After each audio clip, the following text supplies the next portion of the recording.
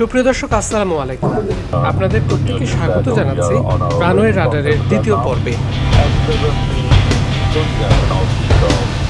বোমা আছে আপনাদের সামনে, যে কোনো সময় হতে পারে বিপদ। এমন ফোন কলে নড়ে চড়ে বসে বাংলাদেশ বিমানের কাঠমান্ডুগামী ফ্লাইটটি। যোগাযোগ হলো এয়ার ট্রাফিক কন্ট্রোল সিস্টেমের সঙ্গে। বিমান ফিরিয়ে আনা হলো হজরত শাহজালাল আন্তর্জাতিক বিমানবন্দরে।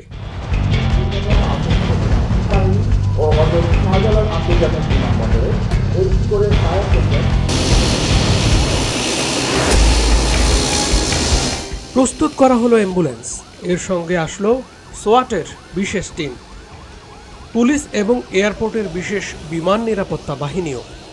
আসলো র্যাব এবং ঢাকা মহানগর পুলিশের বিশেষ ডগ স্কোয়াড।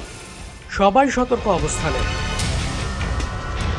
এবার এলো বোম ডিসপোজাল ইউনিট। পুরো শরীর মোটা আলখাল্লা আর বোম নিষ্ক্রিয় করতে মেটাল নিয়ে হাজির একজন।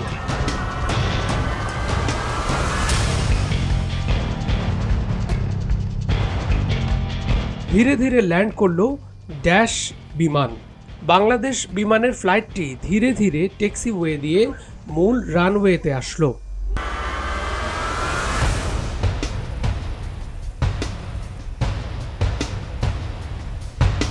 বাইরে উৎকণ্ঠা নিয়ে অপেক্ষা করছেন বিমান বাংলাদেশের কর্মকর্তা এবং অনেক মানুষ।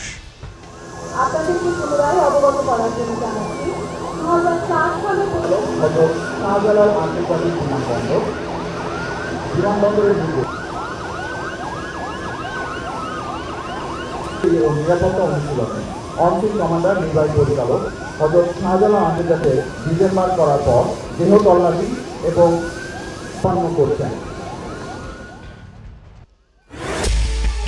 এবার নেমে এলো যাত্রীরা, একে একে সতর্কভাবে পা ফেলে এগিয়ে চলছেন। এরপর মেটাল ডিটেক্টর গেটের মধ্য দিয়ে সবাই বেরিয়ে যাওয়ার পর বোমা নিষ্ক্রিয়করণে ব্যক্তি এগিয়ে এলেন একটি সুটকেস হাতে নিয়ে।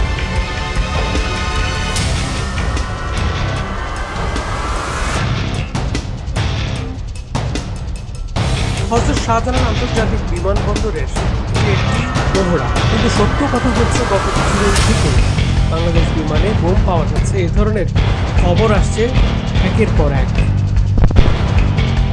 ঢাকায় হযরত শাহজালাল আন্তর্জাতিক বিমানবন্দরে রাষ্ট্রীয় পতাকাবাহী বিমান বাংলাদেশ এয়ারলাইন্সের একটি ফ্লাইটে বোমা থাকার খবর পাওয়া যাচ্ছে কিছুদিন পরপরই।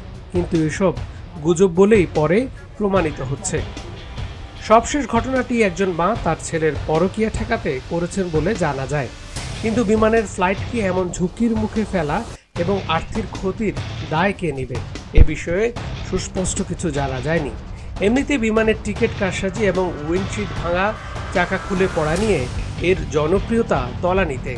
তারপরও রাষ্ট্রীয় এই বিমান সংস্থার ওপর এমন মরার উপর খড়ার ঘা কিভাবে সামলানো যাবে?